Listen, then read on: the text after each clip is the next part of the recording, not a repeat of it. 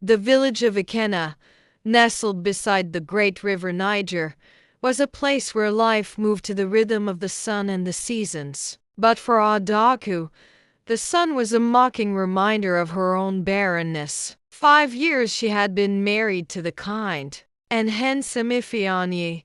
5 long years of prayers, herbal remedies, and whispered anxieties. Yet, her womb remained as barren as the parched earth during the dry season, creating a constant worry for herself and her in-laws. Ifeanyi, though his heart ached for his wife's pain, had always been a pillar of support. He would hold her at night, his strong arms offering solace as she wept silent tears. On days where the women of Ikena would gather to pound yam or prepare egusi soup, their laughter would create a symphony of joy, while Adaku's heart would sink, their children playing about their feet a constant reminder of her own lack. Adaku had an older sister by a year named Niru who had been married before Adaku. Niru's first child was close to 3 years and she was 5 months pregnant at the moment. Niru was always a shoulder to lean on, a confidant in her times of trouble. They had been through everything together since childhood. It was more than siblinghood for them. They were as close as two peas in a pod. One sweltering afternoon under the shade of the mango tree in front of Adaku's hut, Niru sought out her sister with an earnest look on her face to speak to her. Niru, with her usual warmth, took Adaku's hands in hers. "Adaku, my sister," she began, her voice thick with concern. "I see the sadness that clings to you like a second skin. It pains me to see you so." Adaku, her voice barely a whisper, replied, "It is a curse, Niru, a curse that has settled upon my womb. I have tried everything. The elders, the dibia, even the whispers of the river spirits haven't answered my prayers. What will become of me? What will become of my marriage?" Niru pulled her sister closer. "Do not lose hope, Adaku. There are ways, ancient ways that our ancestors have used. They are risky, but they do offer paths where there seem to be none." The ancient ways Niru spoke of were shrouded in secrecy, known to few within their village. Tales of rituals, of sacrifices, and of bargains with powers beyond the veil were whispered in hushed tones whenever these methods were spoken of. The road was never easy, and it always came with consequences. Adaku was initially hesitant. "Niru, I fear these ancient paths. I fear what unseen forces might demand in return." Adaku had always been a deeply religious woman, careful to follow the instructions of the church, not wanting to be entangled with the old ways. Niru, however, was resolute. Desperate times call for desperate measures. This is not a time to be afraid, but to do whatever it takes to be happy again, she said. She had been studying the old ways and had discovered a ritual, a daring yet forbidden ritual that she believed might break the curse. It was a ritual so profound, so steeped in the old ways, that it could either bring life or destruction. "There is a ritual, a dangerous one," Niru continued, her voice dropping to a near whisper.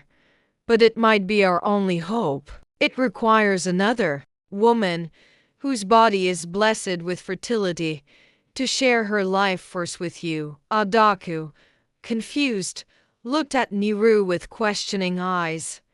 "What woman, Niru? Which woman would do such a thing? And how is that even possible?" Niru met her gaze, the weight of her next words heavy. "I will do it, Adaku."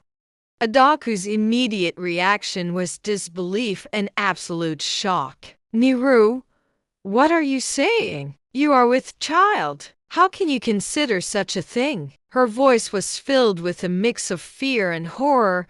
Niru, however, remained steadfast. "My love for you knows no bounds, Adaku. I watched you grow up, We are each other's support system. I cannot bear to see you suffer another day. Yes, I carry life within me, but what good is my blessing if my sister is wasting away? Niru's words touched the very core of Adaku's heart. It was an act of such selfless love, such profound sacrifice that it almost brought Adaku to tears. To carry out this ritual, I would need to lie with Ifeanyi, Niru said, her words hanging in the heavy air between them. The request, though spoken in a low tone, felt like a thunderclap, reverberating in the quiet of the afternoon. The gravity of her request lay in the profound violation of the sacred bounds of marriage and trust. Adaku listened in shock as she made her request.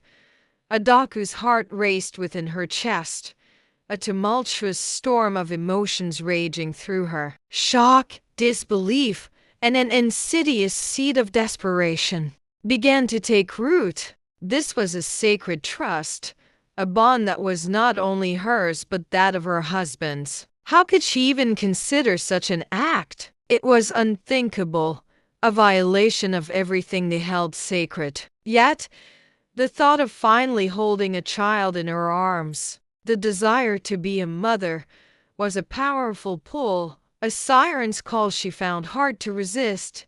Niru, what you ask? It's too much. Could you not use anything else? Any other method? Anything at all? Adaku's voice was shaking, her heart heavy with fear and confusion. Niru, sensing her sister's turmoil, reached out to reassure her. She knew her request was outrageous, that it challenged the very fabric of their culture and beliefs. Adaku, I would never ask this if there was another way. The Dibya told me that this is the only ritual that would ever work to make you conceive. I would not do it if it would tarnish you. I have sought the guidance of the ancestors and the spirits, and this is the path they have revealed.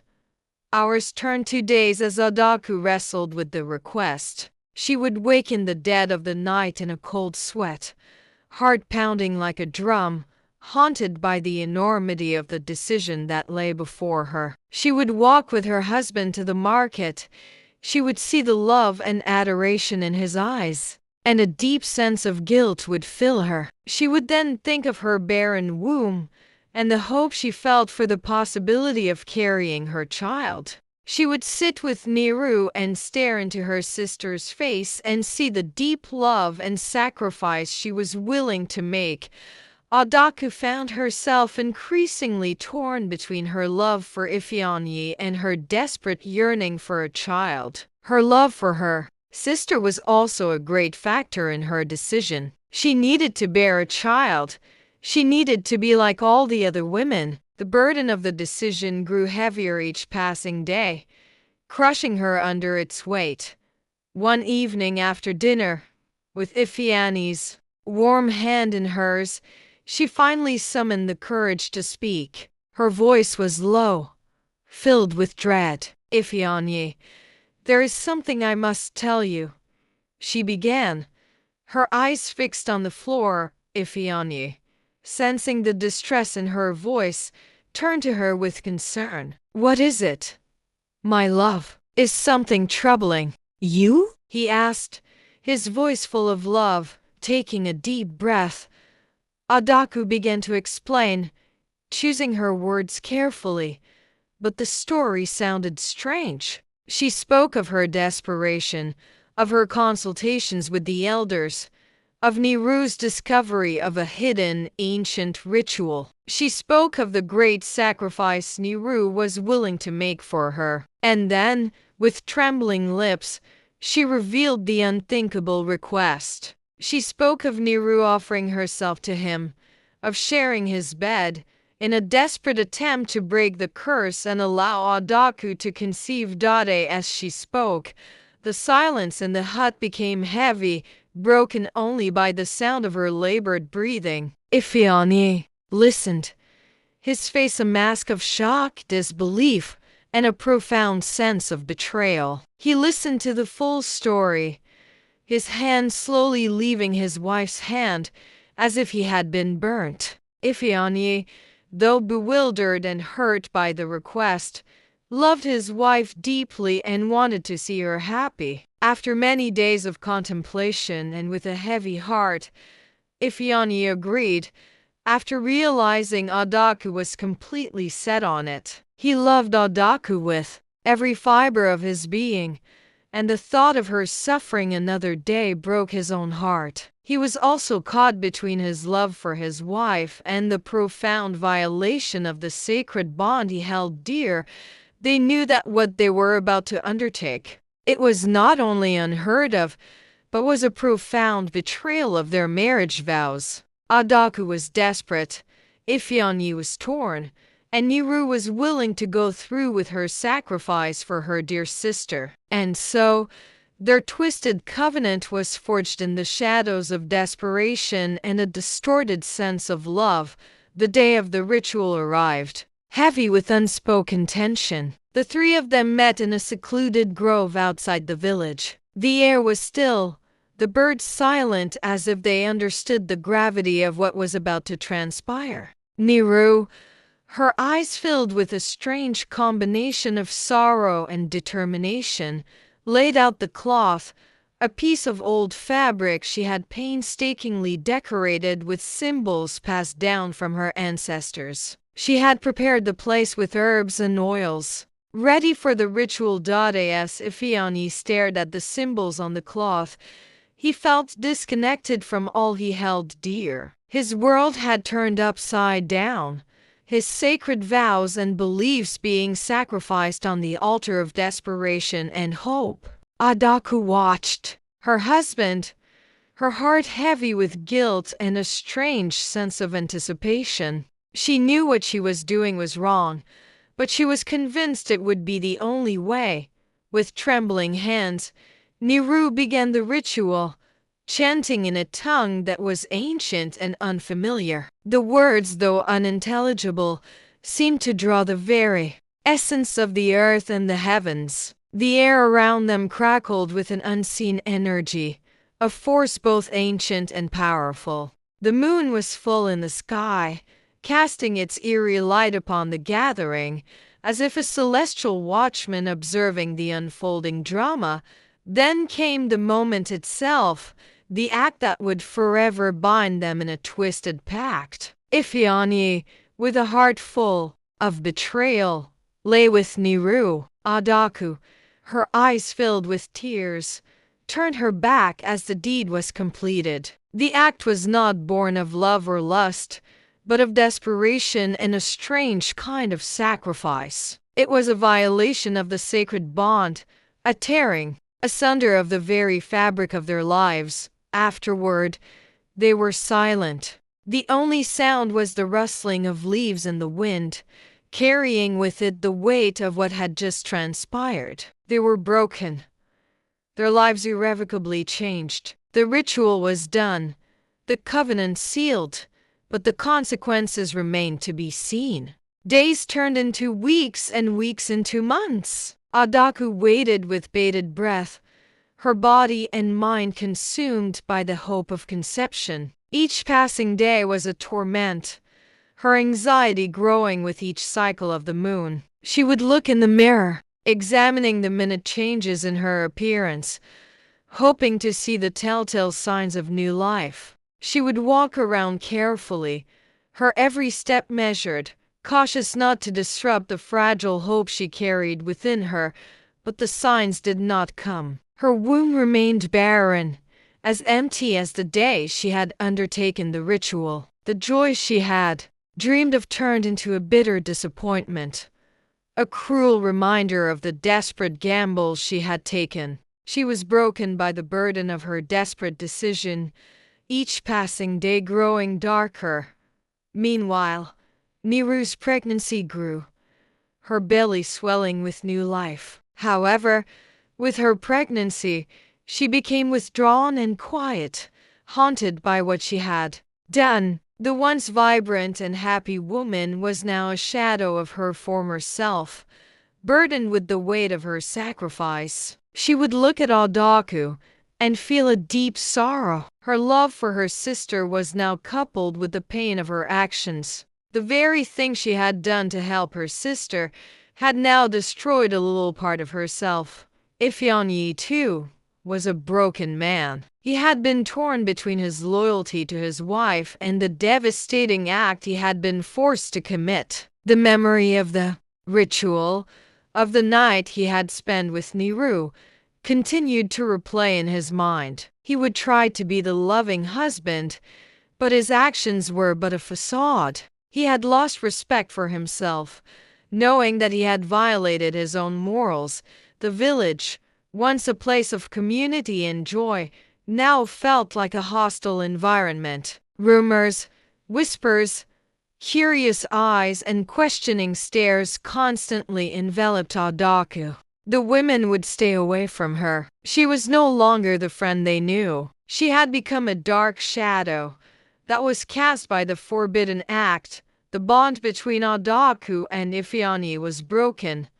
The trust that they had once cherished now replaced with a coldness that sent shivers down his spine. Every touch, every look, was now laced with the unspoken betrayal. They spoke mostly when necessary. Ifeanyi would spend most of his time working and sleeping. In the end, Adaku remained barren. The ancient ritual had failed, or rather, it had delivered a cruel twist of fate. Instead of bringing life, it had brought a chasm of bitterness and distrust, leaving them all shattered. The serpent's bargain had been struck, but the price was far greater than they could have ever imagined. The weight of their actions settled heavily upon them. Adaku, once vibrant, was now a shadow, her laughter silenced, her dreams turned to ash. The desperate gamble she had taken, the unthinkable bargain struck with her own sister,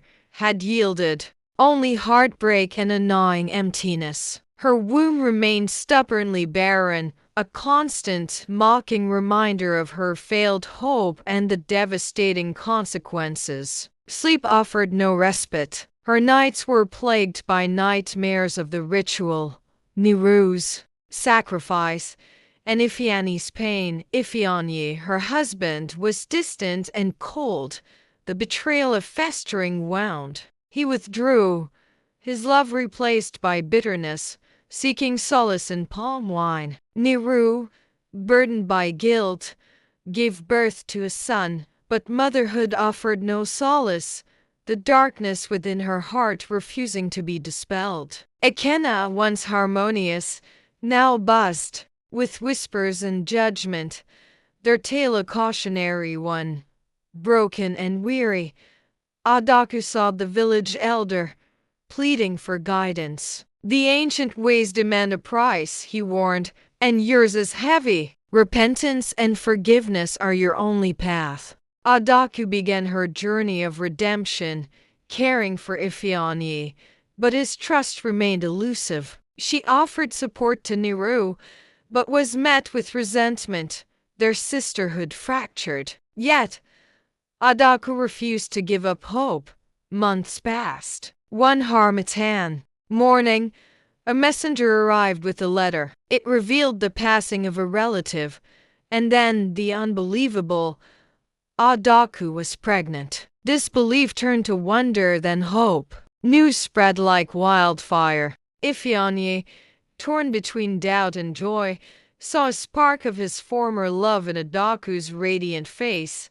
9 months later, Adaku bore a son, a symbol of new beginnings. The past remained, but healing had begun. Their story, a cautionary tale, also became a testament to hope's enduring power and the possibility of forgiveness. Ekena never forgot, but learned that even from despair, hope could blossom, and forgiveness was the only path to true healing. If you enjoyed this story, make sure to subscribe to my channel for more tales from the heart of Africa. And don't forget to share your thoughts in the comments section.